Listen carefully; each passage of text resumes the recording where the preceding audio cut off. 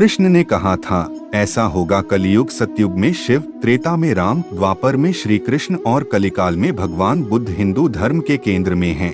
लेकिन श्री कृष्ण के धर्म को भूत, वर्तमान और भविष्य का धर्म बताया गया है। श्री कृष्ण का जीवन ही हर तरह से शिक्षा देने वाला है। महाभारत और गीता विश्व की अनुपम कृति है। महाभारत हिंदुओं का ही नहीं, समस्त मानव जाति का ग्रंथ है। इससे प्रत्येक मानव को एक अच्छी शिक्षा और मार्ग मिल सकता है। प्रत्येक मनुष्य को इसे पढ़ना चाहिए।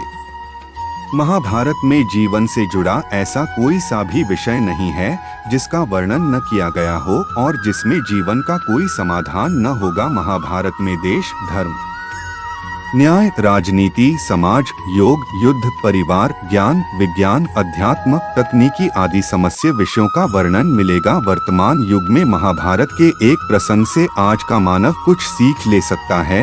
यह प्रसंग उस वक्त का है जबकि पांचों पांडवों को वनवास हो गया था। वनवास जाने से पूर्व पांडवों ने भगवान श्री कृष्ण से कहा, हे श्री कृष्ण, अभी यह द्वापर का अंतकाल चल रहा है, आप हमें बताइए कि आने वाले कलियुग में कलिकाल की चाल या गति क्या होगी, कैसी होगी।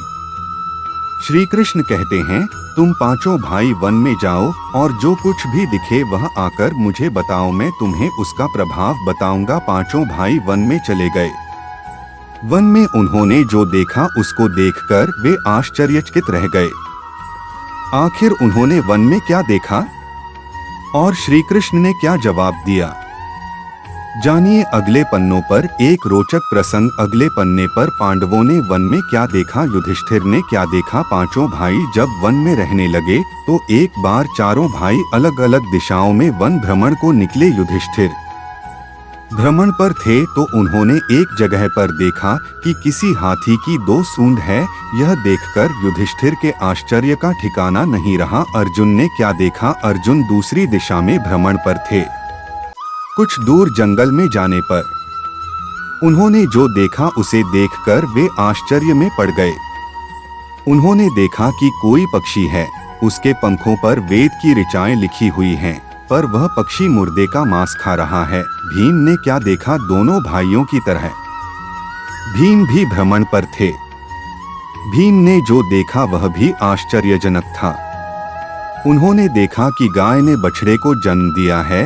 जन्म के बाद वह बछड़े को इतना चाट रही है कि बछड़ा लहूलुहान हो गया। अगले पन्ने पर जानिए नकुल और सहदेव ने क्या देखा। सहदेव ने क्या देखा, सहदेव जब भ्रमण पर थे तो उन्होंने चौथा आश्चर्य देखा कि 6 से 7 कुएं हैं और आसपास के कुओं में पानी है, किंतु बीच का कुआं खाली है। बीच का कुआं गहरा है, फिर भी पानी नहीं है। उन्हें यह देखकर घोर आश्चर्य हुआ कि ऐसा कैसे हो सकता है।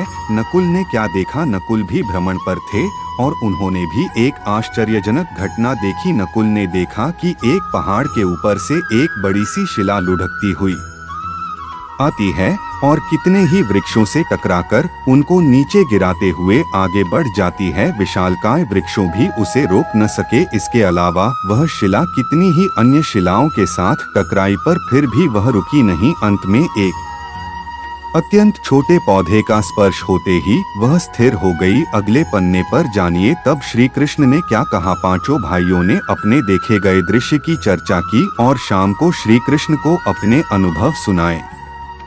सबसे पहले युधिष्ठिर ने कहा कि मैंने तो पहली बार 2 सूंड वाला हाथी देखा। यह मेरे लिए बहुत ही आश्चर्यजनक था। तब श्री कृष्ण कहते हैं, हे धर्मराज, अब तुम कलिकाल की सुनो। कलयुग में ऐसे लोगों का राज्य होगा जो दोनों ओर से शोषण करेंगे, बोलेंगे कुछ और करेंगे कुछ, मन में कुछ और कर्म में कुछ। ऐसे ही लोगों का राज्य होगा। इससे तुम पहले राज्य कर लो। अगले पन्ने पर अर्जुन ने जो देखा उसका जवाब। युधिष्ठिर के बाद अर्जुन ने कहा कि मैंने जो देखा वह तो इससे भी कहीं ज्यादा आश्चर्यजनक था। मैंने देखा कि एक पक्षी के पंखों पर वेद की ऋचाएं लिखी हुई हैं और वह पक्षी मुर्दे का मांस खा रहा है।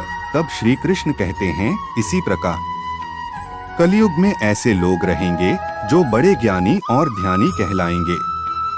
वे ज्ञान की चर्चा तो करेंगे लेकिन उनके आचरण राक्षसी होंगे। बड़े पंडित और विद्वान कहलाएंगे, किंतु वे यही देखते रहेंगे कि कौन सा मनुष्य मरे और हमारे नाम से संपत्ति कर जाए। हे अर्जुन, संस्था के व्यक्ति विचारेंगे कि कौन सा मनुष्य मरे और संस्था हमारे नाम से हो जाए। हर जाति धर्म के प्रमुख पद पर बैठे विचार करेंगे कि कब किसका श्राद्ध हो, कौन कब किस पद से हटे और हम उस पर चढ़े चाहे। कितने भी बड़े लोग होंगे, किंतु उनकी दृष्टि तो धन और पद के ऊपर, मांस के ऊपर ही रहेगी। ऐसे लोगों की बहुतायत होगी। कोई विरला ही संत पुरुष होगा। अगले पन्ने पर भीम ने जो देखा उसका जवाब। अर्जुन के सवाल के जवाब के बाद भीम ने अपना अनुभव सुनाया। भीम ने कहा कि मैंने देखा कि गाय अपने बछड़े को इतना चाटती है कि बछड़ा लहूलुहान हो जाता है। तब श्री कृष्ण कहते हैं, कलयुग का मनुष्य शिशुपाल हो जाएगा। कलयुग में बालकों के लिए ममता के कारण इतना करेगा कि उन्हें अपने विकास का अवसर ही नहीं मिलेगा। मोहमाया में ही घर बर्बाद हो जाएगा।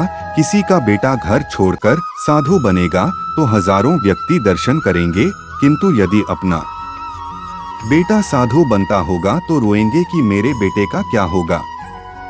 इतनी सारी ममता होगी कि उसे मोहमाया और परिवार में ही बांधकर रखेंगे और उसका जीवन वहीं खत्म हो जाएगा। अंत में बेचारा अनाथ होकर मरेगा। वास्तव में लड़के तुम्हारे नहीं हैं, वे तो बहुओं की अमानत हैं।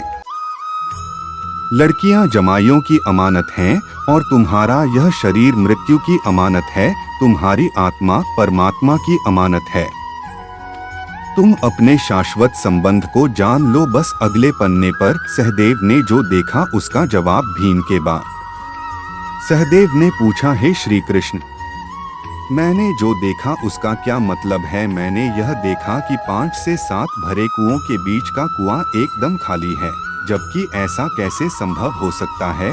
तब श्री कृष्ण कहते हैं, कलयुग में धनाढ्य लोग लड़के लड़की के विवाह में, मकान के उत्सव में, छोटे बड़े उत्सवों में तो लाखों रुपए खर्च कर देंगे, परंतु पड़ोस में ही यदि कोई भूखा प्यासा होगा तो यह नहीं देखेंगे कि उसका पेट भरा है या नहीं। उनका अपना ही सगा भूख से मर जाएगा और वे देखते रहेंगे दूसरी और मौज, मदिरा, मांस भक्षण, सुंदरता और व्यसन में पैसे उड़ा देंगे, किंतु किसी के 2 आंसू पोंछने में उनकी रुचि न होगी। कहने का तात्पर्य यह कि कलयुग में अन्न के भंडार होंगे, लेकिन लोग भूख से मरेंगे।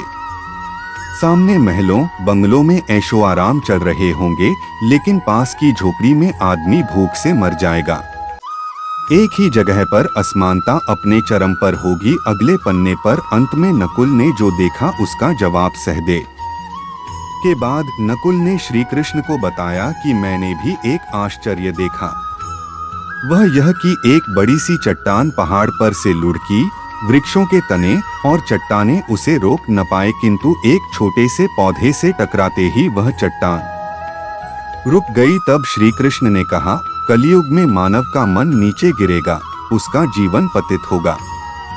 यह पतित जीवन धन की शिलाओं से नहीं रुकेगा, न ही सत्ता के वृक्षों से रुकेगा, किंतु हरि नाम के एक छोटे से पौधे से, हरि कीर्तन के एक छोटे से पौधे से मनुष्य जीवन का पतन होना रुक जाएगा।